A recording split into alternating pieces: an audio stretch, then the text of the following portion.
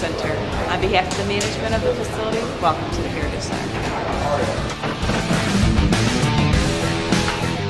The Heritage Center has been here for about 10 years, and it was a result of a decision by GM to compile all the cars that existed within all the divisions of GM. At one time, all the divisions were very autonomous, and they competed against each other, and they kept all their records very separate. But they decided that it was time to make a corporate fleet. And it took them about 2 or 3 years because people were hiding things and didn't want to give it up. But they found out they had over 700 vehicles in several states being stored for 50, 60, 75 years. And so they pared down the collection. They made a list of all the GM milestones, what's important to the corporate history, and they kept those cars that were important to that represented those milestones.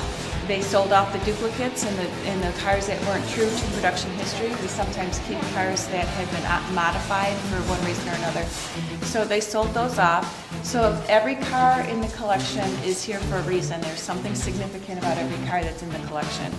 Right now the collection runs around 450. It sometimes it ebbs up and sometimes it ebbs down. But right now it's around 450, and that's where we like to keep it. It's actually a little bit higher, I have to say, but we like to keep it at 450.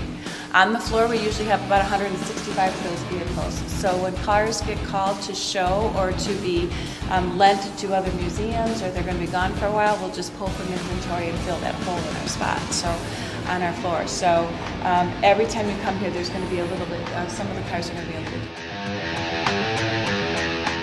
In addition to being a showroom for the beautiful collection, we have 2 other purposes here at the Heritage Center.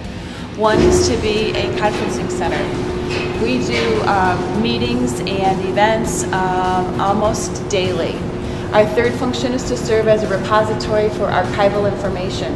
And so we are a research center for many different publics, everyone from enthusiasts all the way up to our own internal staff and media and magazines, and we just get calls every day. We do want to remind you of our one rule, and our one rule is please don't touch the vehicles.